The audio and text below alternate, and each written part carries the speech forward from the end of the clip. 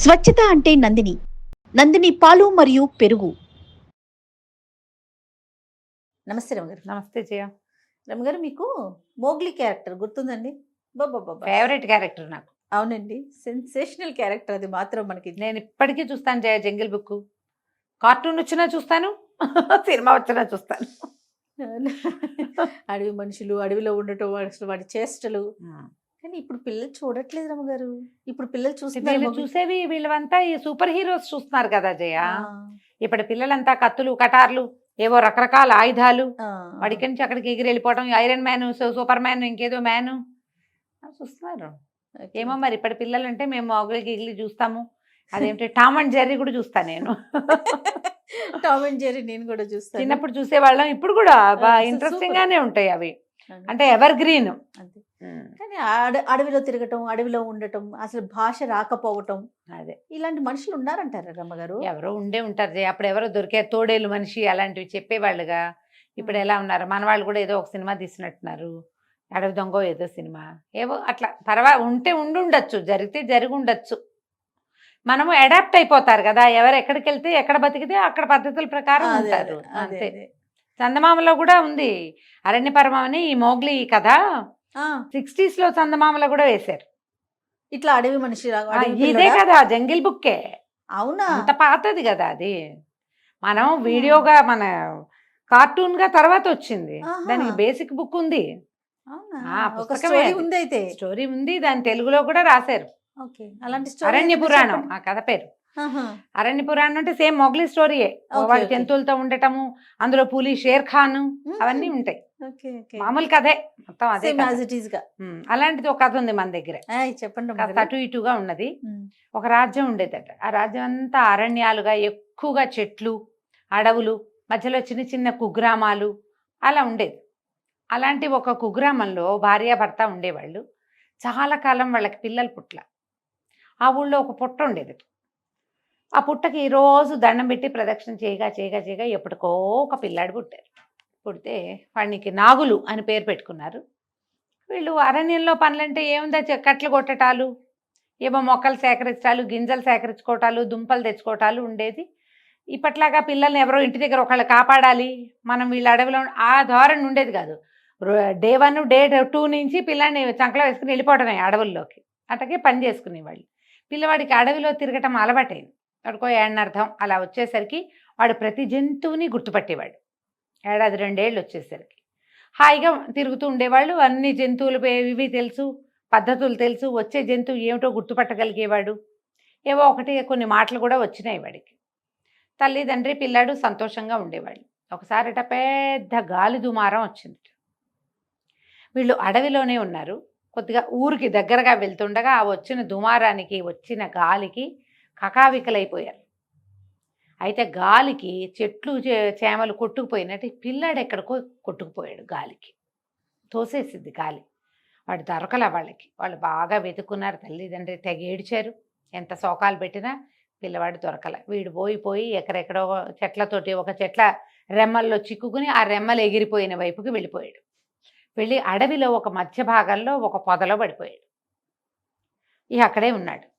ఉంటే వాడికి తెలిసింది, నేను ఎక్కడికో వెళ్ళిపోతున్నాను, అమ్మా నాన్న ఇక్కడ లేరు, ఇది మనకు తెలిసిన ప్లేస్ కాదు. అడవి మొదటి భాగం అంతా వాడికి తెలుసు, మధ్య భాగం తెలియదు. ఇంకా చిన్నపిల్లాడే, వాళ్ళంత లోపలికి ఎప్పుడు వెళ్ళల. ఆ మధ్యలో పడిపోయి ఉండి వాడికి అర్థమైంది. కానీ ఎలా వెళ్ళాలి ఏమీ ఇంకా అంత తెలియలే. లేచి మెల్లిగా అమ్మా నాన్న అనుకుంటూ పోయేవాడేమో. కానీ బాగా చీకటి, వాన, తెరిపి లేదు. వాడికి కాసేపటికి తెలిసింది ఎవరో తనని చూస్తున్నారు. కొన్ని గంటలు గడిచిపోయాక, ఒక రోజంతా గడిచిపోయింది. ఆకలి దప్పులతోటే ఉన్నాడు పిల్లాడు. ఎవరో చూస్తున్నారు. చూస్తే దూరంగా ఒక పొదలో ఎంచి ఒక మిణుగురు పురుగుల్లాగా మెరుస్తున్న కళ్ళు కనపడుతున్నాయి వాడికి. నేను గుర్తుపట్టాడు. ఆ తోడేళ్ళని తెలుసు. వాడికి భయం వేసింది. తోడేళ్ళు పిల్లల్ని లేపేస్తాయి. వాడు అలా దీనంగా ఉన్నాడు. ఏం చేయాలో తెలియక, వాడికి తెలియటల్లా ఏం చేయాలి. పరిగెత్తి పారిపోవడానికి కూడా ఆ పొదకి చిక్కుకుపోయి ఉన్నాడు వాడు. ఆ తోడేలు అదొక ఆడ తోడేలు. అది మెల్లిగా నడుచుకుంటూ వచ్చింది. ఈ గాలికి దాని పిల్లలు కొట్టుకుపోయింది. అదొక పాలిచ్చే తల్లి. దగ్గరకు వచ్చి ఈ కనపడుతున్న పిల్లవాడిని నాలుకతో నాకి వాడిని దగ్గరకు తీసుకుంది. అది ఎప్పుడైతే తను చూసి పళ్ళు చూపించకుండా నాలుకతో నాకుతుందో వాడికి తెలిసింది ఇది ఫ్రెండ్లీగా ఉంది అని. దాన్ని మెడ కావలించుకున్నాడు. అది మెల్లిగా ఆ పొదలోంచి వాడిని బయటికి తీసుకొచ్చింది. తనతో పాటు తీసుకుపోయింది. ఇది వీడు తన పిల్లాడు కాదని తనకి తెలుసు. వీడు మనిషి పిల్లాడు, వీడి దగ్గర వాసన వస్తుంది, కానీ వీడి దగ్గర తల్లిపాలు తాగే లక్షణం ఉంది. ఇంకా ఎన్నర్థం 2 ఏళ్ల వాడే కదా. సో దాంతో ఈ పాల వాస వస్తున్న పిల్లవాడిని అది తీసుకుపోయింది తనతో పాటు. వాడికి పళ్ళు అవి ఇవి తెచ్చిపెట్టేది. ఆ తోడేలు వెనకాల పడి తిరగటం నేర్చుకున్నాడు. దాన్ని మెడకరుచుకుని పడుకునేవాడు. వాడికి భయం వేస్తే పక్కన ఎవరో ఒకళ్ళు ఉండాలి తోడు. ఈమె దాంతో పాటే ఉండేవాడు. తర్వాత క్రమంగా దానికి మళ్ళీ పిల్లలు పుట్టాయి. ఆ పిల్లలతో పాటే వీడు తిరుగుతుండేవాడు. క్రమంగా మాటలు మర్చిపోయాడు. తోడేళ్ల సంజ్ఞలు వచ్చినాయి. వాసన, కదలికల్ని గుర్తుపట్టడం నేర్చేసుకున్నాడు. మరి అక్కడ అడాప్షన్ అదే కదా, అడవిలో ఉండటం వల్ల రకరకాల జంతువులతో కలిసేవాడు. ఈ తోడేలు పిల్లలతోటి, తన తర్వాత పుట్టిన పిల్లలతోటి వాడు తిరుగుతూ ఉండేవాడు. అవి కొంచెం పెద్దవైనే తల్లి మళ్ళీ కడుపుతోంది, మళ్ళా పిల్లలు పెట్టి సీజనల్ ప్రకారం పుడతాయి కదా జంతువులు, వాటితో పాటు తిరిగేవాడు. అదొక మందలాగా ఉండేవాళ్ళు వాళ్ళంతా. ఈ ఆడతోడేలు వీడిని తన కొడుకుగానే ఉంచుకుంది. మిగిలినవి కూడా చిన్నపాడు అవి పుట్టినప్పటి నుంచి వీడు ఉండటంతో వీడు ఆడ్ మ్యాన్ అవుట్ కాల. అక్కడ నాగులు వాడితో పాటే ఉండేవాడు. అయితే కొంత అంత పెద్దవాడయ్యాక 8 సంవత్సరాలు 9 ఏళ్ళు వచ్చేసింది. వాడిది ఒంటి మీద బట్టలు గిట్టలు ఏం లేవు. వాడికి మామూలుగా తోడేళ్లలాగా 4 కాళ్ళ మీద నడవటం వచ్చు, మనిషిలాగా నడవటం కూడా వచ్చు. ఒకసారి అడవిలో ఆహారం తక్కువగా ఉండి తోడేలు గుంపుతో ఒక కుగ్రామం లోపలికి వెళ్ళాడు వాడు. వెళ్తే ఈ తోడేళ్ళన్నీ కోళ్ళని వాటిని పట్టుకొచ్చేసుకున్నాయి. వీడు కూడా దొరికినవేవో 1, 2 తెచ్చాడు. కానీ మనుషుల్ని, బట్టల్ని, లోపలున్న సామాన్లు, గిన్నెలు, కొంతమంది మనుషులు ఒక రచ్చబండ దగ్గర కూర్చొని మాట్లాడుకుంటున్న మాటలు వినేసరికి వాడికి లీలగా తన ప్రపంచం గుర్తొచ్చి వాడు అమ్మా నాన్నని వెతుక్కోవాలనుకున్నాడు. అడవిలోంచి బయటకు వచ్చి గ్రామాల వైపుకి వెళ్ళిపోయాడు. కొద్ది రోజులు ఆలోచించుకుని అన్ని జ్ఞాపకం చేసుకుని, తనకిద్దరు ఉండాలి అమ్మా నాన్న, వాడికి తెలుసు. కొద్దిగా మాటలు కూడా వచ్చే ఉన్నాయి కదా అప్పటికి. మెల్లిగా ఒకటి కూడబలుకుంటూ ఈ గ్రామానికి 3-4 సార్లు వచ్చి కొన్ని మాటలు తెలుసుకుని ఒక కుగ్రామం లోపలికి వెళ్ళాడు. ఒక భార్య భర్త వాకిట్లో కూర్చుని ఉన్నారు. వాళ్ళని మీరేనా మా అమ్మా నాన్న అని అడిగాడు. అడగగానే వాళ్ళకి ముందు షాక్ అయిపోయారు. తర్వాత చూస్తే ఈ అడవిలో ఉండి గట్టిగా దుక్కలా ఉన్న పిల్లాడు, బలంగా ఉన్నాడు. వాడు 8-9 ఏళ్ళు ఉన్నాయి, గైరుగా కనపడుతున్నాడు. వీడిని వాడేసుకోవచ్చు. వాళ్ళు ఏం చేశారు, అవును ఆయన మేమే మీ అమ్మ నాన్న అని చెప్పి వాడిని లోపల తీసుకున్నారు. తీసుకెళ్ళారు. మర్నాడు పొద్దు నుంచి వాడిని పొలం పనిలో పెట్టారు. మనమే పని చేసుకోవాలి, మన పనులు మనమే చేసుకోవాలి, మనం పేదవాళ్ళం, మనకేం లేదు, ఈ పొలంలో గుప్పులు తవ్వాలి, పొలం దున్నాలి, పంట వేసుకుంటే మనకు పంట వస్తుంది అని చెప్పి గంజి ఇచ్చారు. ఇప్పుడు చిన్నప్పుడు ఇంత తాగినట్టుంది, వాడికి తెలీదు. రెడీగా ఆహారం చూసేసరికి వాడికి సంతోషం వచ్చింది. అడవిలో ఎంత వేటాడాలి, ఎన్ని చెట్లు ఎక్కాలి, అక్కడికి వాడు పళ్ళు అవి కోసుకుని తినేవాడు. ఈ ఆహారం వీళ్ళతో ఉండాలంటే ఇదే తినాలి. వీడికి గంజి తాగాడు. 2 సార్లు ఏమో గంజి ఇచ్చారు, తాగాడు. సాయంకాలం ఇంటికి వచ్చాడు. ఇంటికి వస్తే వీడికి ఆహారం వేరే వాసన వస్తున్నది ఏదో తెలుస్తోంది. వీడిని ఒక గదిలో పడుకోమన్నారు. బయట ఉన్న ఒక పంచలో ఇక్కడ పడుకోమన్నారు. వాడు బయట కూర్చున్నాడు. వాడికి వెంటనే నిద్ర రాల. అడవిలో ఎక్కడి నుంచో తోడేలు అరుపు వినపడుతుంటే లేచి కూర్చున్నాడు. తీరా చూస్తే వాళ్ళిద్దరూ కబుర్లు చెప్పుకుంటూ అన్నం తింటున్నారు. వాళ్ళు కూరలు కలుపుకుని తింటున్నారు. తను తాగింది వేరు, వీళ్ళు తినేది వేరు. ఆవిడేమంటోంది, మనిషి అంటోంది, దుక్కలా ఉన్నాడు కుర్రాడు, శుభ్రంగా వాడేసుకోవచ్చు వీడిని, ఏముంది మన బిడ్డే అంటే చాలు, వాడికి ఇంకేం చేయక్కర్లే, మనతో పాటు ఉంచుకుంటే హాయిగా పనిచేస్తాడు, గంజితో సరిపోతుంది. వాడు ఎట్టాగో అడవిలో ఉన్నవాడు, వాడికి ఏం కావాలి, పళ్ళు కాయ అవి కోసుకుని తినేస్తాడు, ఏవో దుంపలు ఏరుకుని తినేస్తాడు, వాడికి అలవాటేగా. ఓ చెంబడి గంజి పోస్తే చాలు, అన్నం వాచేసి గంజి వాడి పోస్తే అన్నం మనం తినే అనగానే వాడికి తెలిసిపోయింది, అమ్మో వీళ్ళు నన్ను మోసం చేస్తున్నారు. అక్కడి నుంచి బయటికి వెళ్ళిపోయాడు.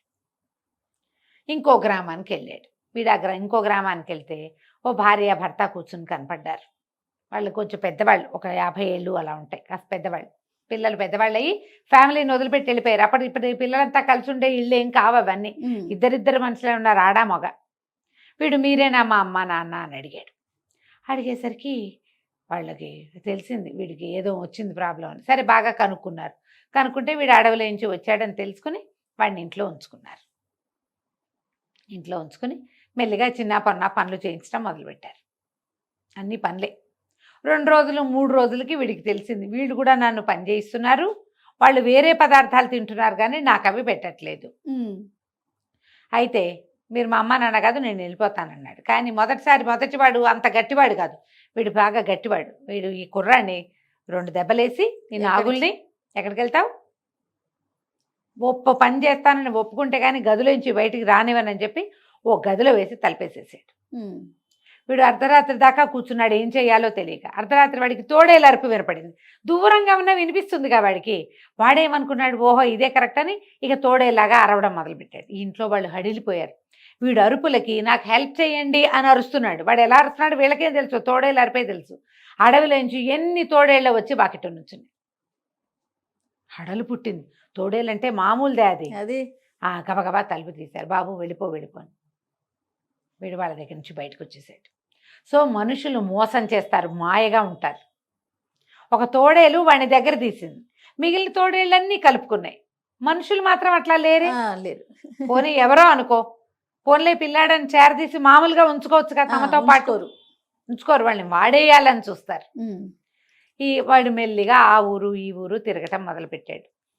తీరా 3వసారి 4వ ఊరు అలా వెళ్తే ఒక వేప చెట్టు కింద ఒక భార్యాభర్త దీనంగా కనపడ్డారు.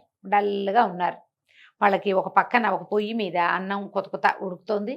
ఇద్దరు కూర్చుని ఉన్నారు. మీరేనా మా అమ్మ నాన్న అని అడిగాడు. అడిగితే వాళ్ళు చాలా దీనంగా ఉన్నారు. మెల్లిగా తలకాయ ఎత్తు చూసి, బాబు ఎన్నేళ్ల క్రితము మా అబ్బాయి ఒకడు 2 ఏళ్ల పిల్లాడు గాలి వానకి కొట్టుకుపోయాడు. పిల్లాడు ఏమైపోయాడో తెలీదు. కాస్త అటు ఇటుగా నీ వయసే ఉండొచ్చు ఇప్పుడు. కాస్త మొహం కూడా అలాగే కనపడుతుంది. అవునో కాదో తెలీదు. మాతో ఉండన్నాడు. వీడికి ఏం డౌటు, ఇప్పుడు 2 సార్లు గమనించాడు. తోడేలు తెలివితేటలు, మనిషి తెలివితేటలు వాడకుండా తోడేలు తెలివితేటలు వాడుతున్నాడు. అయితే ఏమన్నారు వాళ్ళు, అన్నం తింటావా అని అడిగారు. ఏమన్నా తిన్నావా, అన్నం తింటావా, తింటానన్నాడు. తింటానంటే ఆవిడ ఏం చేస్తుంది, ఆ కుండ తీసుకొచ్చి 3 ఆకులు వేసి 3 బోర్లు ఇచ్చింది. ఏవో కూర తెచ్చి వేశారు. వీడికి కూడా కూర వేశారు. వాడు వీళ్ళ ఆకుల్లోది వాసన చూస్తున్నాడు. వాళ్ళు కూడా అదే తిన్నారు. సరే తిన్నారు. అన్నం తిన్నాక లోపల తీసుకెళ్ళారు. ఏదో ఒక మంచం ఉంది, ఆ మంచం మీద పడుకున్నాడు. పడుకున్నాక మర్నాడు పొద్దున్న లేచాక, నేను ఏ పనైనా చేయగలను, నేను ఎన్ని పనులైనా చేస్తాను, ఏ పనైనా చేస్తాను, నాతో బాగా ఉండండి అని అడిగాడు. అడిగితే వాళ్ళు ఏమన్నారు, నువ్వు పని చేయటం ఎందుకురా, చిన్నపిల్లాడివి కదా నువ్వు పని ఏం చేయక్కర్లా. నువ్వు ఇప్పుడు ఆడుకునే వయసు, ఏదైనా నేర్చుకునే వయసు, చదువుకోవచ్చు కూడా. నువ్వు ఊళ్ళో ఒక చిన్న బడి ఉంది, నువ్వు పొద్దున్న అన్నం తిని అక్కడికి వెళ్ళు, వాళ్ళ దగ్గరికి వెళ్ళి ఏమైనా చదువుకో, ఏదైనా నేర్చుకో, హాయిగా నీ వయసు పిల్లలు 5-6 ఉన్నారు, ఆడుకో. అమ్మా నాన్న ఉన్నారు కదా పని చేయటానికి, నువ్వేం పని చేయక్కర్లా అనగానే వాడికి సంతోషం వచ్చింది. వాళ్ళిద్దరిని కావలిచ్చుకున్నాడు. కావలిచ్చుకున్నాక వాడికి తెలిసింది, వీళ్ళు నా ఓనే, నా సొంత వాళ్ళు అని. వాడికి రాత్రిపూట సాయంకాలం అయ్యేసరికి తోడేళ్ళు గుర్తొచ్చేవి. బాధగా ఉండేది వాళ్ళని వదిలేశానని. కానీ వాడు వీళ్ళతోటి హాయిగా ఉండటం తెలుసుకున్నాడు. వాళ్ళు పెట్టే తిండి, నోటికి తిండి అందించటము, శుభ్రంగా స్నానం చేయించటము, ఎక్కడికైనా వెళ్తుంటే వెంబడి పెట్టుకు తీసుకెళ్ళటము, నలుగురికి వీడే మా పిల్లాడని చెప్పటము, వాటి వల్ల క్రమంగా వాడు వాళ్ళతోటి అడ్జస్ట్ అయిపోయాడు. రాత్రిపూట తోడేళ్ల గుంపు మందది అరుపులు వినపడ్డప్పుడల్లా మా అమ్మ కూడా ఇక్కడే ఉంది వీళ్ళలో అని గుర్తు చేసుకునేవాడు. కానీ క్రమంగా వీళ్ళ దగ్గరుండి మనిషి పిల్లవాడిలాగా ప్రవర్తించడం అన్నీ నేర్చుకున్నాడు. హాయిగా ఉన్నాడు. కథ కంచికి మనం ఇంటికి. బాగుందండి. నమస్తే. నమస్తే.